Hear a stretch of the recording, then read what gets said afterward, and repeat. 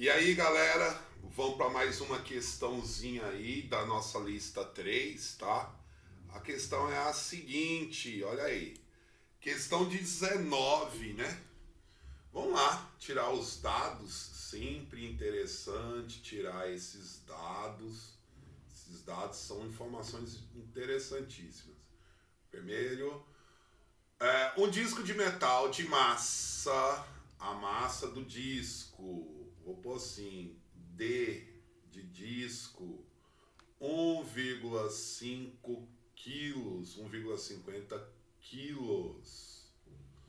Descreve uma circunferência de raio. Quanto é o raio? 20 centímetros. Pessoal, eu já faço a transformação aqui, lembrar que sistema internacional, a medida é dada de distância metros. Então, na verdade, isso é 0,2 o quê? Metros. Em uma mesa sem atrito. Opa, não tem atrito, que legal. Enquanto permanece ligado a um cilindro. Massa do cilindro. Quanto? 2,50 quilos. 2,50 quilos. Empurrado por um fio que passa por um furo no centro da massa. Com que velocidade o disco mantém o cilindro em repouso? Ele quer saber a velocidade para manter em repouso. Gente, repouso. Isso é uma condição de equilíbrio. Quer dizer que aplicando a segunda lei de Newton, a força resultante é zero, certo? A força resultante é zero. Então, o primeiro passo aqui é identificar as forças. Então, eu tenho aqui o peso, lembrando que já tivemos isso aí. Peso é uma força vertical e voltada para baixo. Então, aqui é o peso de quem? Do cilindro. Eu também poderia identificar aqui, ó, o peso do disco, o peso do disco. Só como ele está apoiado, ele vai ter uma força normal aqui para cima, ó, perpendicular à superfície e voltar para cima. Nesse caso, como não há atrito, eu não preciso identificar essas forças. Ou até mesmo preciso, mas eu não vou usá-las, elas vão se anular. Fato, eu tenho aqui, eu vou até pôr um pouquinho mais grosso. Eu tenho aqui, ó, uma força de tração, né? Toda ação tem uma reação, ó, a força de tração. Esta força de tração, não é isso? Força de tração. Só que o objeto ele está girando, ele põe o disco a girar, né? Se ele está girando aqui, ó, ao girar aqui ele tem uma velocidade tangente. Se ele tem uma velocidade tangente, a tendência de ter duas forças. A centrífuga, lembra da máquina de centrifugar, joga os objetos para fora, e a centrípeta. Claramente, essa força está sendo jogando o objeto para fora. Então é a força centrífuga, que em módulo ela é igual à força o quê? A força centrípeta, certo? Em módulo ela é igual. Então vamos com calma aqui. Se eu olhar para o bloquinho, o bloquinho não, para o cilindro, vamos olhar aqui para o cilindro. Olhando aqui para o cilindro, esse cilindro feio, eu vou desenhar um cilindro bonitinho.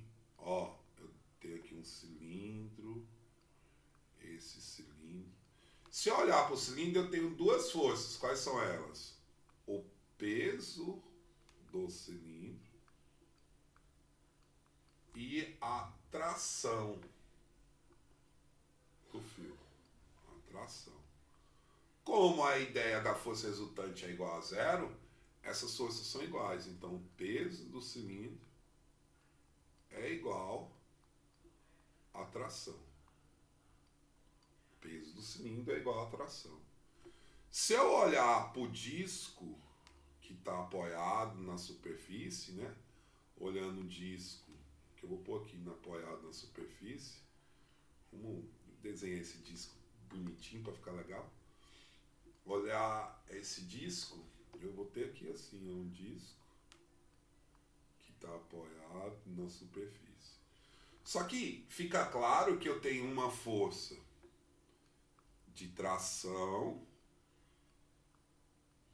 uma força, ficou pequeno, né? Uma força de tração e uma força que joga o objeto para fora, centrífuga. Então eu posso adotar, olhando isso, mesmo em direção em sentidos opostos, eu posso dizer que a atração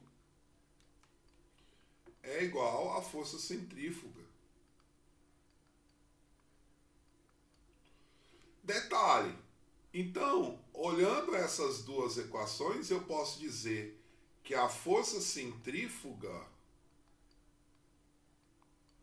é igual à força peso. Tração é igual a isso, tração é igual àquilo, então elas são iguais.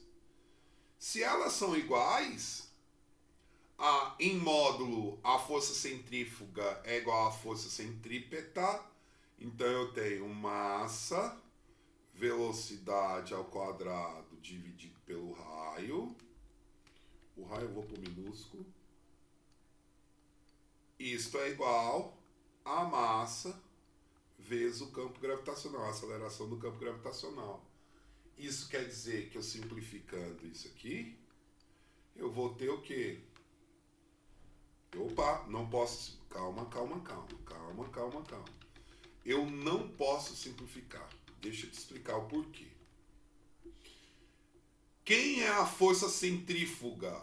A centrífuga acontece no disco, então é a massa do disco, a velocidade do disco ao quadrado sobre o raio.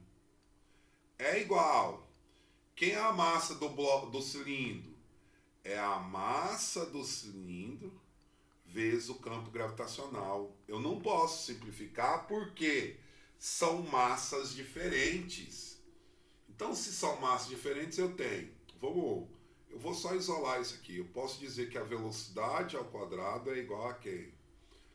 A massa do cilindro, a gravidade, vezes o raio, dividido pela massa do disco.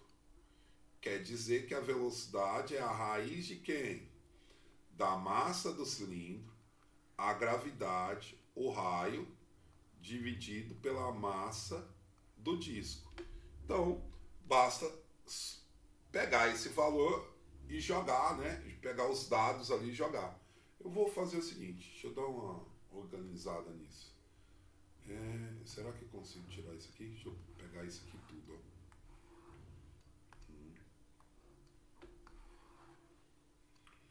Vou pôr isso aqui do lado de cá. Dar uma diminuída. Só pra gente organizar aqui.